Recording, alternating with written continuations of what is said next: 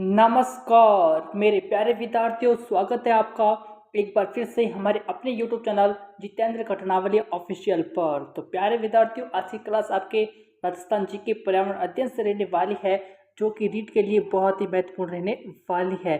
तो प्यारे विद्यार्थियों, क्लास को पूरा देखना है और ज़्यादा से ज़्यादा क्लास को शेयर भी करना है। यदि आप चैनल पर पहली बार विजिट कर रहे हैं तो चैनल को एक बार सब्सक्राइब जरूर कर लेवे, बेल आइकन प्रेस कर लेवे, ताकि नेक्स्ट वीडियो का नोटिफिकेशन जल्दी से आपको मिल सके। तो प्यारे विद्यार्थियों, क्लास को ज़्यादा से ज़्यादा आपको शेयर करना है और लाइक करना है। तो आइए क्लास को स्टार्ट करते हैं, जो कि रीड के लिए क्लास बहुत ही महत्वपूर्ण रहने वाली है। तो आइए देखिएगा यहाँ पर फर्स्ट क्वेश्चन, पाटोली वाले बाबा के उपनाम से जाने जाते हैं। बताओ भी, पाटोली वाले बाबा के उपनाम से कौन जाने जाएंगे? क्या रमन, किरोड़ी लाल मीणा, परवीन सुल्तान या फिर किरोड़ी सिंह बेसला? बताओ भी यहाँ पर क्या हो जाएगा। फर्स्ट क्वेश्चन का आंसर इंपॉर्टेंट है, बताइएगा फटाफट से क्या हो जाएगा इसका आंसर। पाटोली वाले बाबा के उपनाम से कौन जाने जाएंगे? रमन, किरोड़ी लाल मीणा, परवीन सुल्तान या फिर किरोड़ी सिंह बेसला? क्या देंगे आप फर्स्ट क्वेश्चन का आंसर, फटाफट बताओ।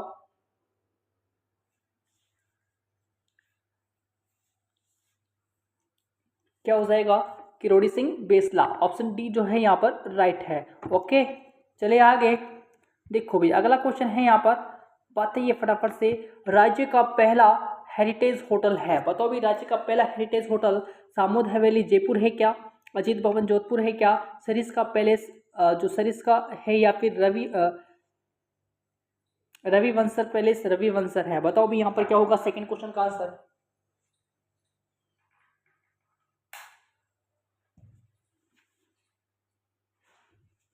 क्या हो जाएगा यहाँ पर? राज्य का पहला हेरिटेज होटल अजीत भवन जोधपुर, ठीक है ना। विकल्प बी जो है यहाँ पर राइट है। चलिए आगे। देखो भाई, तीसरा क्वेश्चन है यहाँ पर, कौन से प्रसिद्ध व्यक्ति को मारवाड़ का गांधी भी कहा जाता है? बताओ भी, कौन सा प्रसिद्ध व्यक्ति है जिसको मारवाड़ का गांधी भी कहा जाता है? क्या राहुल गांधी है क्या? सचिन पायलट है क्या? अशोक गहलोत है या फिर तुषार गांधी है? बताओ अभी तीसरे क्वेश्चन का आंसर यहाँ पर क्या हो जाएगा। कौन से प्रसिद्ध व्यक्ति है जिनको मारवाड़ का गांधी भी कहा जाता है? बताओ कौन है यहाँ पर? अशोक गहलोत, ठीक है ना। विकल्प सी जो है प्यारे विद्यार्थी यहाँ पर राइट हो जाएगा, जिनको क्या कहा जाता है? मारवाड़ का गांधी। ओके, चलिए आगे। देखो भाई, अगला क्वेश्चन है यहाँ पर, देख देखिएगा, किस महान नायक ने विदेशी आक्रांता मोहम्मद गोरी के साथ बहादुरी से युद्ध किया और उसे तराइन के महान युद्ध में परास्त किया? क्या बप्पा रावल, राणा कुंभा, पृथ्वीराज चौहान या फिर राजा उदय सिंह? बताओ भाई यहाँ पर क्या हो जाएगा। तराइन की युद्ध से संबंधित महत्वपूर्ण जो बातें हैं वो देखो, तराइन के युद्ध के बारे में पूछा जाता है। क्या पूछा जाता है? तराइन का प्रथम युद्ध पूछे तो कब हुआ था? 1191 के अंदर हुआ था। 1191 ईस्वी के अंदर तराइन का प्रथम युद्ध हुआ था और 1192 ईस्वी के अंदर तराइन का द्वितीय युद्ध हुआ था। ये दोनों डेट आपको याद रखनी है, अक्सर प्रश्न इन्हीं से पूछा जाता है, ठीक है। तो 1191 में आपका प्रथम युद्ध हुआ था और 1192 में तराइन का द्वितीय युद्ध हुआ था, ठीक है। तो यहाँ पर आंसर जो होगा पृथ्वीराज चौहान होगा, ठीक है ना भैया। तो ऑप्शन सी जो है यहाँ पर राइट हो जाएगा, ठीक है। चलिए आगे। देखो भाई, अगला क्वेश्चन है यहाँ पर, लोकसभा में कितने सदस्य राजस्थान का प्रतिनिधित्व करते हैं? बताओ भाई, लोकसभा में कितने सदस्य राजस्थान का प्रतिनिधित्व करते हैं? क्या 45, 25, 15 या फिर 35? बताओ भाई, 5 का आंसर जो होगा यहाँ पर क्या होगा। लोकसभा में कितने सदस्य जो है राजस्थान का प्रतिनिधित्व करते हैं प्यारे विद्यार्थियों? यहाँ पर क्या देंगे आप, फटाफट से बताओ। कितने सदस्य? 25, ठीक है ना। विकल्प बी जो है प्यारे विद्यार्थियों यहाँ पर राइट है, अक्सर एग्जाम में पूछा जाता है। चलिए आगे। देखो भाई, अगला क्वेश्चन है यहाँ पर, फटाफट से बताओ। देखिएगा, उदयपुर के पास स्थित किस प्राचीन कस्बे को ताम्र नगरी भी कहा जाता है? क्या चित्तौड़, आहड़, आमेट या फिर इनमें से कोई नहीं होगा? क्वेश्चन नंबर 6 जो है आपका इंपोर्टेंट है, कैसे भी प्रश्न ही पूछा जा सकता है आपसे। बताओ भाई फटाफट से क्या होगा इसका। उदयपुर के पास स्थित जो प्राचीन कस्बा है इसको ताम्र नगरी भी कहा जाता है। कौन सा आ जाएगा भाई? आहड़ आ जाएगा, ठीक है ना। विकल्प बी जो है यहाँ पर राइट है। चले आगे। देखो भी, अगला देखेंगे यहाँ पर, चित्तौड़ का प्रसिद्ध विजय स्तंभ किसने बनवाया था? बताओ भी, चित्तौड़ का प्रसिद्ध विजय स्तंभ किसने बनवाया था? कि राव रणमल ने, राणा कुंभा ने, राणा हम्बीर ने या फिर महाराणा प्रताप ने? बताओ भी, 7 का आंसर यहाँ पर क्या देंगे। चित्तौड़ का प्रसिद्ध विजय स्तंभ बनवाया था, किसने बनवाया था?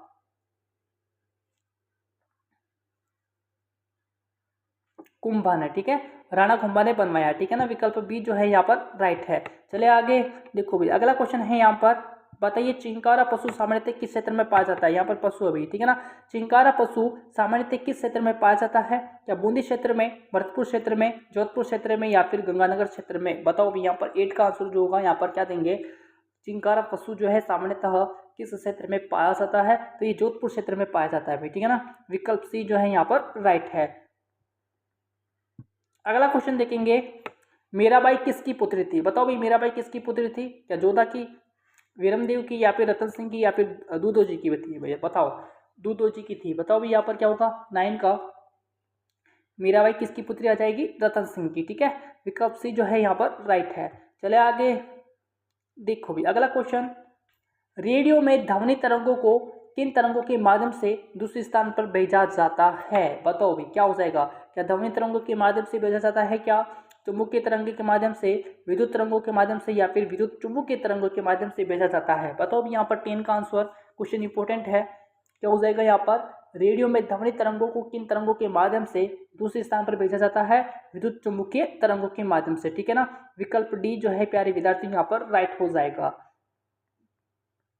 देखिए भाई अगला क्वेश्चन देखें, ऊंचे पहाड़ क्षेत्र में परिवहन हेतु उपयुक्त साधन है, क्या घोड़ा, खच्चर, बैल या फिर ऊंट। बताओ भी 11 का आंसर यहाँ पर क्या होगा, ऊंचे पहाड़ जो क्षेत्र हैं परिवहन हेतु उपयुक्त साधन कौन से हो जाएंगे, खच्चर, ठीक है। विकल्प बी जो है यहाँ पर राइट है। ओके देखो भाई अगला क्वेश्चन है यहाँ पर, बाल श्रमिक है। बताओ भाई बाल श्रमिक कौन हो जाएंगे, क्या जो 18 साल से कम उम्र के हैं क्या वो बाल श्रमिक है, क्या 16 साल से कम उम्र के हैं क्या वो बाल श्रम है, क्या 14 साल से कम उम्र के हैं क्या वो बाल श्रम है, या फिर 12 साल से कम उम्र के हैं जो बाल श्रमिक है। बताओ भाई 12 का आंसर यहाँ पर क्या देंगे, सबसे सटीक आंसर जो होगा यहाँ पर क्या हो जाएगा, बाल श्रमिक कौन आ जाएंगे प्यारे विद्यार्थी, फटाफट से बताओ क्या हो जाएगा यहाँ पर, कौन होंगे बाल श्रमिक। बाल श्रमिक जो है 14 साल से कम उम्र के जो हैं वो बाल श्रमिक की श्रेणी में आते हैं, ठीक है ना। विकल्प सी जो है यहाँ पर राइट है। चलिए आगे देखो भाई अगला क्वेश्चन है यहाँ पर, वर्तमान में बालक और बालिका की विवाह की न्यूनतम आयु है। बताओ भी कितनी आयु है, क्या बालिका 18 वर्ष, बालक 21 वर्ष, बालिका 17 वर्ष, बालक 24 वर्ष, बालक 21 वर्ष, बालिका 18 वर्ष, बालक व बालिका दोनों की 21 वर्ष। बताओ भाई यहाँ पर 13 का आंसर जो होगा यहाँ पर क्या हो जाएगा, सटीक ऑप्शन जो है यहाँ पर क्या है, वर्तमान में बालक और बालिका की विवाह की आयु आपसे पूछा है भाई, फटाफट से बताओ 13 का आंसर। देखो सबसे पहले यहाँ पर बालक है तो बालक की कितनी 21 वर्ष है और बालिका कितनी 18, ठीक है। तो यानी कि बालक 21 वर्ष और बालिका 18 वर्ष, ठीक है ना। विकल्प सी जो है यहाँ पर राइट हो जाएगा। चले आगे देखो भाई यहाँ पर देखेंगे, देश में बाल अधिकारों के संरक्षण हेतु राष्ट्रीय आयोग की स्थापना कब की गई। बताओ रे, क्या 2006 में की गई, क्या 2007 में, 2008 में या फिर 2010 में की गई। बताओ भी यहाँ पर 14 चौदह क्वेश्चन का आंसर क्या होगा, देश में बाल अधिकार को संरक्षण हेतु राष्ट्रीय आयोग की स्थापना जो है ये की गई थी 2007 में, ठीक है। विकल्प बी जो है प्यारे विद्यार्थी यहाँ पर राइट है। चलिए आगे देखो भाई ये भी क्वेश्चन इंपॉर्टेंट है आपके लिए, आर्कटिक प्रदेश में टुंड्रा प्रदेश के निवासियों के आवास क्या कहलाते हैं, क्या इग्लू, ट्यूपिक, घर या फिर उक्त कोई नहीं। बताओ अरे फटाफट से क्या होगा इसका आंसर, 15 का आंसर फटाफट से बताओ क्या हो जाएगा, आर्कटिक प्रदेश में टुंड्रा प्रदेश के निवासियों के आवास क्या कहलाते हैं, ये कहलाते हैं इग्लू, ठीक है ना। विकल्प ए जो है ना यहाँ पर राइट है, एग्जाम में पूछा गया प्रश्न है। चले आगे देखो अगला है, खारे जल में मछली की वृद्धि एवं उत्पाद होता है, क्या कम, अधिक, नहीं के बराबर या फिर कोई नहीं होगा। बताओ रे 16 में क्या देंगे आप, कम होगा, ठीक है ना। खारे जल में मछली की वृद्धि एवं उत्पाद क्या होता है, कम होता है, ठीक है ना।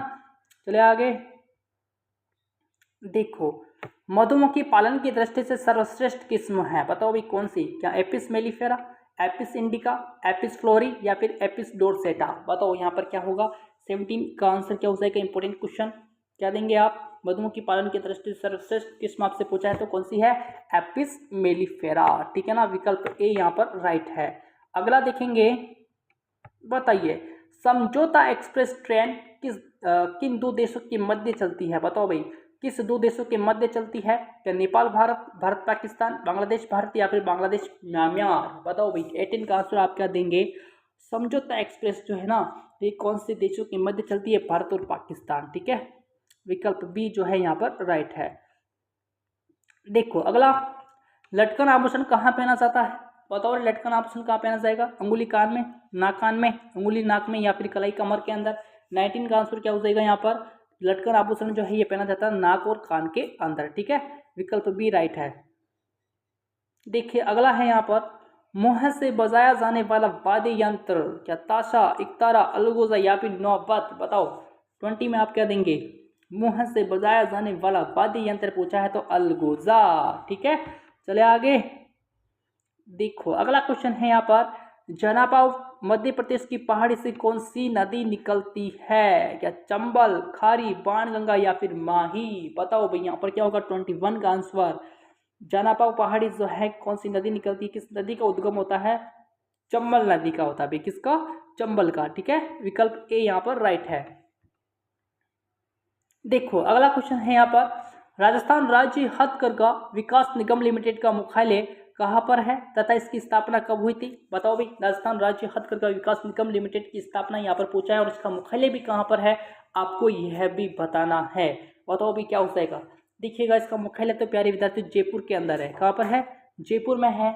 और इसकी स्थापना जो हुई थी कब हुई थी? 1984 ईस्वी के अंदर, ठीक है ना, विकल्प ए जो है यहाँ पर राइट हो जाएगा, ठीक है, विकल्प ए यहाँ पर राइट है। चले आगे, 1984 जयपुर के अंदर। चलो अगला क्वेश्चन देखते हैं अपन। बताओ भाई, निम्न में से जीवाश्म ईंधन नहीं है। बताओ भाई जीवाश्म ईंधन कौन सा नहीं है? क्या पेट्रोल है, क्या प्राकृतिक गैस, केरोसिन या फिर लकड़ी? बताओ रे फटाफट से, क्या हो जाएगा यहाँ पर? 23 का आंसर। निम्न में से जीवाश्म ईंधन नहीं है, कौन सा नहीं है? लकड़ी नहीं है भैया, ठीक है ना, विकल्प डी जो है यहाँ पर राइट है। पेट्रोल आपका जीवाश्म ईंधन, प्राकृतिक गैस जीवाश्म ईंधन है और केरोसिन भी जीवाश्म ईंधन आ जाएगा, ठीक है। चले आगे, देखो अगला है यहाँ पर, बताओ निम्न में से जीवाश्म ईंधन है। यहाँ पर जीवाश्म ईंधन आपसे पूछा है, कोयला, यूरेनियम, बायोगैस या फिर बायोडीजल? बताओ 24 का आंसर जो होगा यहाँ पर क्या हो जाएगा? 24 का आंसर क्या हो जाएगा?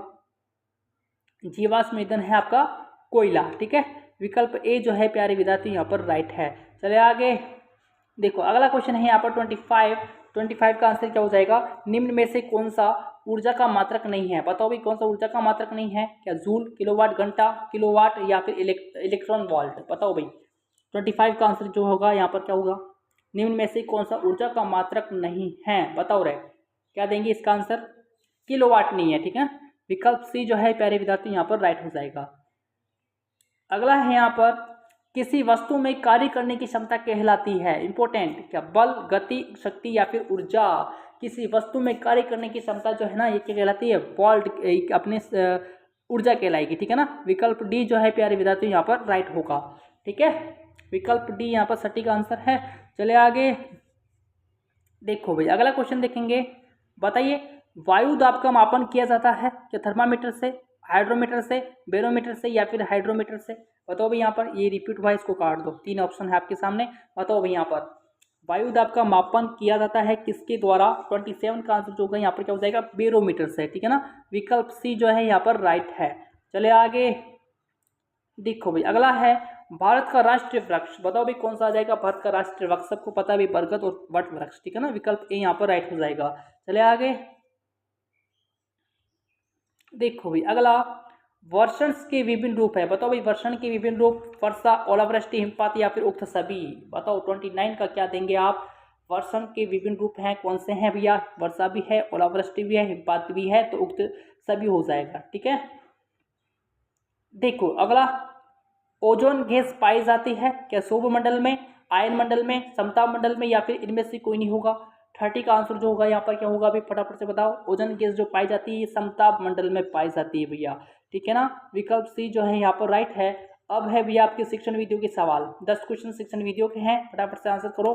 पर्यावरण अध्ययन शिक्षा का उद्देश्य है, बताओ भाई क्या उद्देश्य है? क्या बालक के ज्ञानात्मक पक्ष का विकास करना, बालक के क्रियात्मक पक्ष का विकास करना, बालक के भावात्मक पक्ष का विकास करना या फिर उक्त सभी? बताओ भाई यहाँ पर क्या होगा? 31 का आंसर। पर्यावरण अध्ययन शिक्षा का उद्देश्य क्या होना चाहिए? बालक के ज्ञानात्मक पक्ष का विकास करना, ठीक है, बालक के क्रियात्मक विकास का पक्ष करना, बालक के भावात्मक पक्ष का विकास करना, यानी कि ज्ञानात्मक, भावात्मक, क्रियात्मक तीनों ही यहाँ पर आ जाएंगे, तो उक्त सभी जो है यहाँ पर राइट है, ओके। देखो भाई अगला है यहाँ पर, पर्यावरण अध्ययन की शिक्षा प्रारंभ की जानी चाहिए क्या प्राथमिक स्तर से, उच्च प्राथमिक स्तर से, सेकेंडरी स्तर से या फिर सीनियर सेकेंडरी स्तर से? बताओ रे 32 का आंसर क्या होगा? पर्यावरण अध्ययन की जो शिक्षा है ना ये प्राथमिक स्तर से प्रारंभ कर देनी चाहिए। ठीक है, विकल्प ए जो है यहाँ पर राइट हो जाएगा। चले आगे, बताओ भाई यहाँ पर क्या है, क्या होगा। पर्यावरण बालक को प्रेरित करता है क्या परीक्षा पास करने के लिए, रचनात्मक कार्य के लिए, हतोत्साह करने के लिए, या फिर ए रोचक शिक्षा के लिए। बताओ भाई यहाँ पर क्या होगा, हतोत्साह के लिए। बताओ फटाफट से यहाँ पर क्या होगा, 33 का आंसर क्या हो जाएगा। पर्यावरण बालक को प्रेरित करता है क्या परीक्षा पास करने के लिए, नहीं रहे, यह तो गलत हो गया। हतोत्साह करने के लिए नहीं, अरोचक शिक्षा के लिए ये भी नहीं होगा, यहाँ पर हो जाएगा रचनात्मक कार्य के लिए। ठीक है, विकल्प बी जो है यहाँ पर राइट हो जाएगा। तो क्या हो जाएगा इसका राइट आंसर, ऑप्शन बी। ठीक है ना, चलिए आगे देखो भाई अगला क्वेश्चन है यहाँ पर, पर्यावरण अध्ययन की विषय वस्तु है। बताओ भी क्या हो जाएगा, क्या प्राकृतिक परिवेश, सामाजिक परिवेश, भौतिक परिवेश, या फिर उपयुक्त सभी। 34 का आंसर जो है यहाँ पर क्या रहने वाला है, पर्यावरण अध्ययन की विषय वस्तु क्या हो जाएगी। देखो प्राकृतिक परिवेश भी है, सामाजिक परिवेश भी है, भौतिक परिवेश भी है, तो उपयुक्त सभी जो है प्यारे विद्यार्थी यहाँ पर राइट होगा। चलिए आगे देखो भाई अगला क्वेश्चन है यहाँ पर, बताओ भाई सरल से कठिन की ओर सूत्र से तात्पर्य है। बताओ भाई बालकों को रुचि के अनुसार पढ़ाना, बालकों को पहले सरल ज्ञान दिया जाए, बालकों को थोड़ा समझाया जाए, बालकों को स्वयं समझने दिया जाए। बताओ भी यहाँ पर क्या होगा, बालकों को रुचि के अनुसार पढ़ाना, पढ़ना, या फिर यहाँ पर पढ़ाना है भाई। ठीक है ना, पढ़ाना, बालकों को रुचि के अनुसार पढ़ाना। ठीक है, बताओ भी यहाँ पर क्या होगा सटीक ऑप्शन। बताओ रे, सरल से कठिन की ओर शिक्षण सूत्र, बालकों को थोड़ा समझाया जाए, ना रना। ठीक है, बालकों को स्वयं समझने दिया जाए, नहीं रे, यहाँ पर है बालकों को पहले सरल ज्ञान दिया जाए। ऑप्शन बी जो है यहाँ पर सटीक है भैया। ठीक है, चलिए आगे देखो अगला क्वेश्चन है यहाँ पर, ये देखिएगा, बताइए अर्जित ज्ञान को स्थायी बनाने हेतु जिस शिक्षण सिद्धांत का उपयोग किया जाना चाहिए, जाना आवश्यक है वह है। बताओ रे, अर्जित ज्ञान को स्थायी बनाने के लिए शिक्षण सिद्धांत का जो उपयोग किया जाना चाहिए वह कौन सा यहाँ पर आ जाएगा। क्या आवर्ती का सिद्धांत, लोकतंत्री व्यवहार का सिद्धांत, नियोजन का सिद्धांत, या फिर निश्चित उद्देश्यों का सिद्धांत। बताओ रे, 36 का आंसर जो है यहाँ पर क्या रहने वाला है, क्या हो जाएगा यहाँ पर आवर्ती का सिद्धांत। ठीक है, विकल्प ए जो है प्यारे विद्यार्थी यहाँ पर राइट है और इंपॉर्टेंट क्वेश्चन है। ठीक है ना, अगला देखेंगे, बताओ अन्वेषण विधि का प्रमुख सिद्धांत है। बताओ नवीन खोज करना है क्या, खोज का प्रयोग द्वारा प्रदर्शन, या फिर करके सीखना, या फिर उक्त सभी है। बताओ 37 का आंसर जो है यहाँ पर क्या हो जाएगा, अन्वेषण विधि का प्रमुख सिद्धांत आपसे पूछा है तो करके सीखना। ठीक है, अन्वेषण का मतलब होता क्या है, करके सीखना। ठीक है, विकल्प सी जो है यहाँ पर राइट होगा। 37 में क्या हो जाएगा भैया, विकल्प सी। ठीक है,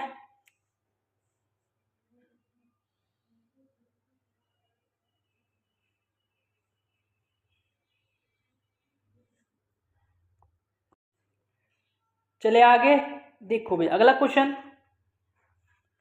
मौलिक एवं स्वतंत्र लेखन किससे संबंधित है। क्या सृजनशीलता से, आधुनिकता से, व्यावहारिकता से, या फिर रोचकता से। बताओ भाई 38 का आंसर जो होगा यहाँ पर क्या हो जाएगा प्यारे विद्यार्थियों, मौलिक एवं स्वतंत्र लेखन किससे संबंधित आ जाएगा, सृजनशील, ये आपकी है सृजनशीलता से संबंधित है। ठीक है, विकल्प ए जो है प्यारे विद्यार्थी यहाँ पर राइट हो जाएगा। चलिए आगे देखो अगला क्वेश्चन है यहाँ पर, श्रव्य दृश्य सामग्री में प्रेक्षित सामग्री है या चार्ट, रेडियो, चलचित्र, या फिर वन भ्रमण। बताओ भाई 39 का आंसर जो है यहाँ पर क्या हो जाएगा, श्रव्य दृश्य सामग्री में प्रेक्षित सामग्री कौन सी आ जाएगी, तो यहाँ पर है चलचित्र। ठीक है, विकल्प सी जो है प्यारे विद्यार्थी यहाँ पर राइट रहने वाला है, क्वेश्चन इंपोर्टेंट है।